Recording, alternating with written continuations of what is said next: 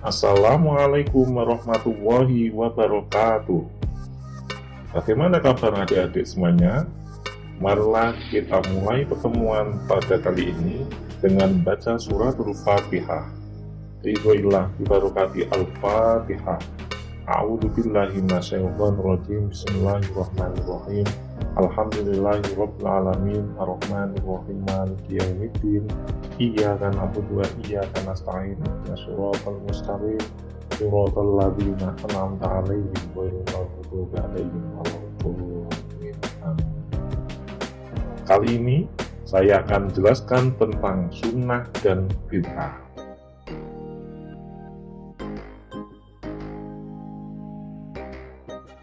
Kita awali dengan sunnah.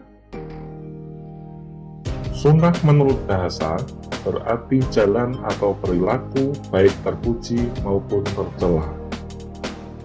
Menurut istilah, sunnah berarti sesuatu yang disyariatkan oleh Rasulullah Shallallahu Alaihi Wasallam, baik berupa ucapan, perbuatan maupun penetapan.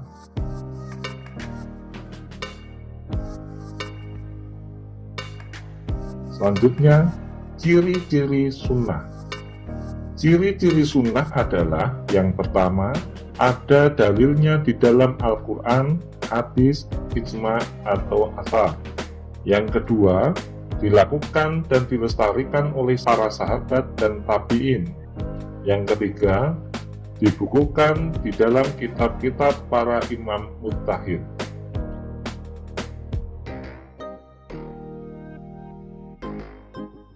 Selanjutnya, macam-macam sunnah. Sunnah terbagi menjadi 3 macam, yaitu yang pertama sunnah qauli atau perkataan, yaitu segala perkataan yang berasal dari Rasulullah Shallallahu Alaihi Wasallam. Yang kedua, sunnah fi'li atau perbuatan, yaitu segala perbuatan yang berasal dari Rasulullah. Adapun yang ketiga, sunnah takriri atau ketetapan, yaitu ketetapan atau persetujuan Rasulullah.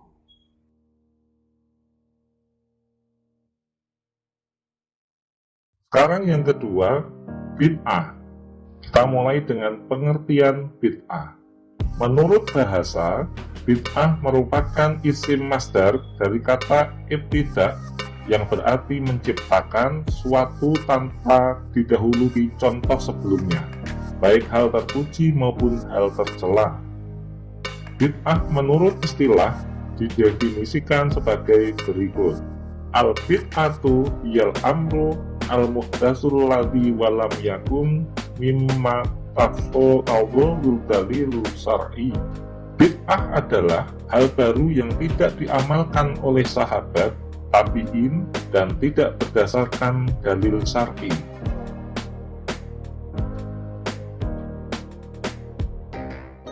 Selanjutnya, ciri-ciri bid'ah.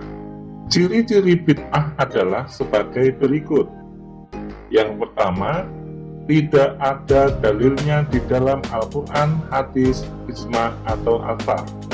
Yang kedua, tidak dilaksanakan dan dilestarikan oleh para sahabat dan tabi'in. Yang ketiga, tidak dibukukan oleh para imam mujtahid.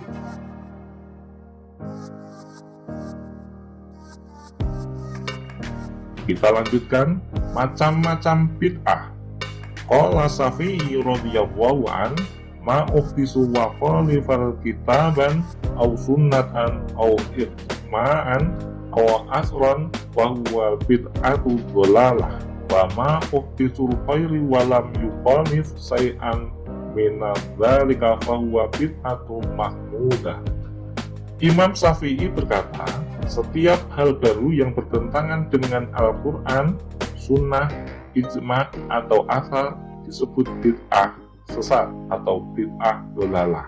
Sedangkan yang tidak bertentangan disebut bid'ah terpuji atau bid'ah mahmudah. Dalam kitab I'anatut Thalibin juz 1 halaman 313.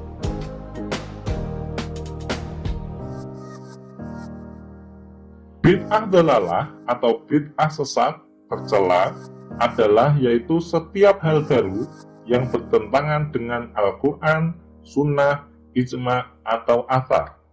Contohnya, penolakan pendapat Khulafaur Rasyidin, mengkafirkan orang tua Rasulullah SAW, mengkafirkan dan musyrikan orang-orang Muslim tanpa bukti, membuat teror atau kerusakan di mana-mana, menyatakan bahwa Allah bertempat, melaksanakan sholat maghrib 4 rakaat dengan sengaja, dan lain-lain.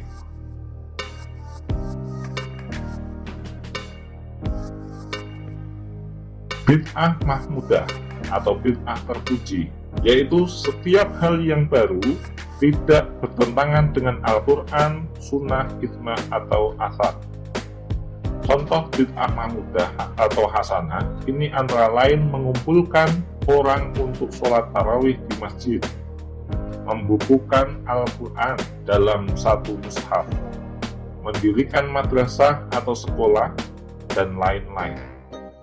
Di samping kedua bid'ah di atas, para ulama merinci lagi tentang pembagian bid'ah. Yang pertama, bid'ah wajibah, yaitu setiap perkara bid'ah yang masuk dalam kaidah wajib dalam hukum syara.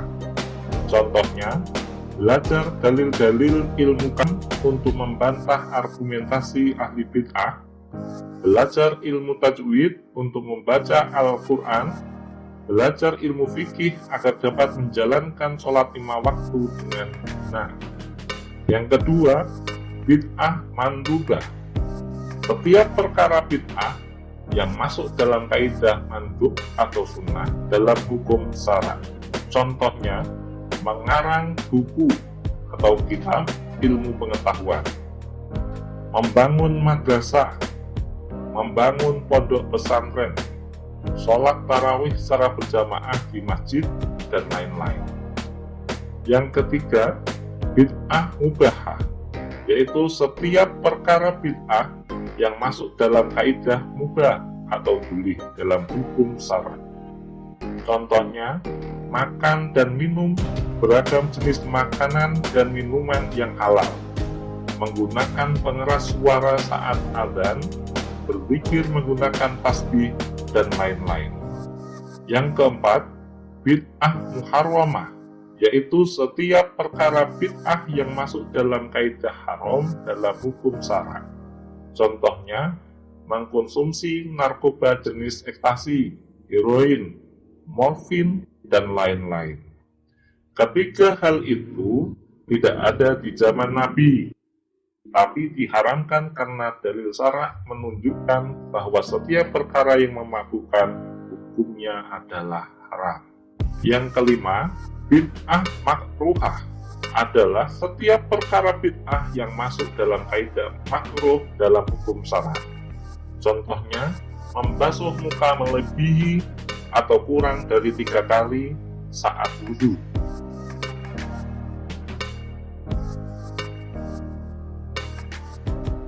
Selanjutnya, perbuatan sunnah yang dianggap bid'ah dalam kehidupan sehari-hari. Bersedekah untuk mayit pada hari ke-7.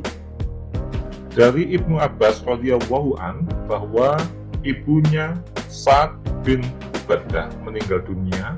Ketika Sa'ad tidak ada di rumah, Sa'ad berkata, "Ya Rasulullah, innahu ummi tawuffayat wa ana ghaibu anha ayyang fauha say'u intasaddaqtu bihi anha."